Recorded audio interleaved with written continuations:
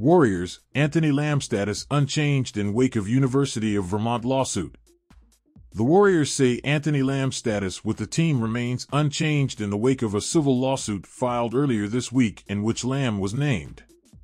Lamb practiced with the team on Friday and is expected to be active on Saturday for the Warriors' finals rematch against the Boston Celtics. Lamb, 24, has not been charged with a crime and is not named as a defendant in the lawsuit, but he has named the suit which alleges that he raped a fellow University of Vermont student in 2019 and that the university failed to investigate properly. Coach Steve Kerr and Draymond Green spoke Friday about the situation. Kerr reiterated the Warriors' previously released statement regarding the lawsuit. Anthony is not a defendant in this recent lawsuit and, to our knowledge, he has never been charged with any wrongdoing in any legal case, the Warriors said in a written statement on Thursday. Prior to signing Anthony in September, we did our due diligence with the NBA and his prior teams, as we do with all players. If any new information comes to light, we will certainly evaluate it and act accordingly. Friday, Kerr said, I think that captures everything that we believe and I will stand behind that statement. Green said the team is giving Lamb his space. I think we live in a world where everybody wants to know your business and wants to be all up in what you got going on, Green said. I try to find that balance and give a guy enough space to wear. I'm sure there's enough coming from a bunch of different angles and you can get overwhelmed. Curry, Green set to return versus Celtics. Green and Steph Curry will be active for the finals rematch on Saturday after missing Wednesday's game with injuries. Curry, ankle, and Green, hip, watched the Warriors' bizarre loss to the Utah Jazz from home in the Bay Area.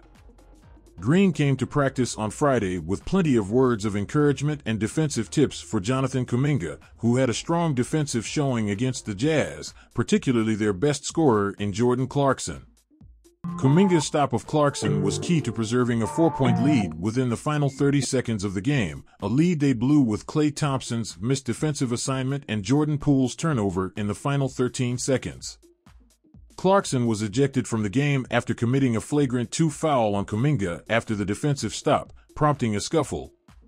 All the hubbub distracted from Kuminga's strong performance that provided Green an opportunity to point out some of the nuances that could transform Kuminga's point of attack defense from good to great. That stop was a byproduct of the way he's been defending the last week and a half, Green said. That stop is confidence. That stop wasn't technique-based. He let the guy get middle. You don't want to give up the middle drive. Andrew Wiggins' status. Wiggins had a breakout performance in the finals defending Jason Tatum, but won't be available for the rematch as he deals with an adductor strain. The 27-year-old will be reevaluated on Monday before the Warriors embark on a 6-game East Coast road trip to play the Milwaukee Bucks, Indiana Pacers, Philadelphia 76ers, Toronto Raptors, New York Knicks, and Brooklyn Nets. The Warriors used to be inevitable. It wasn't a question if they would compete for the title, it was who they would play in the NBA Finals. That, obviously, is no longer the case with the Dubs. But Saturday night's 123-107 win over the Boston Celtics, the Warriors' most recent NBA Finals opponent, was a reminder that the Dubs are still a team of incredible possibility. And when those possibilities come together, the Warriors' best is still better than anyone else's best. Yes, the Warriors might be one game over .500 on the young season, but the way they smacked the Celtics, the NBA's best team going into Saturday's game, was a reminder that the Dubs are still the league's team to beat. Of course, that best doesn't show up all the time. In fact, it seemed somewhat rare at the start of this title defense campaign.